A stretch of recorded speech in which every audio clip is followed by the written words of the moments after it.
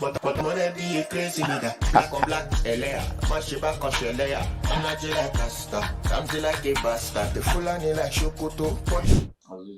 Omo. Passes the vibe check 100%. He never disappoints, and he always finds it, and it's unique. Originally, one of the fears I had for Keys was like he's gonna get bored, but he has proven that to be innovative around it. I almost argue. For real, this guy has a love. When this people come and we bring like the whole All industry, exactly, industry. yes. But now we just now it's my show and my show only maybe like 1 or 2 artists. Yeah. But then it was like, okay, yes, this money I paid for it was worth it. And you look forward to the next one. You look forward to the next one. You get it was fun.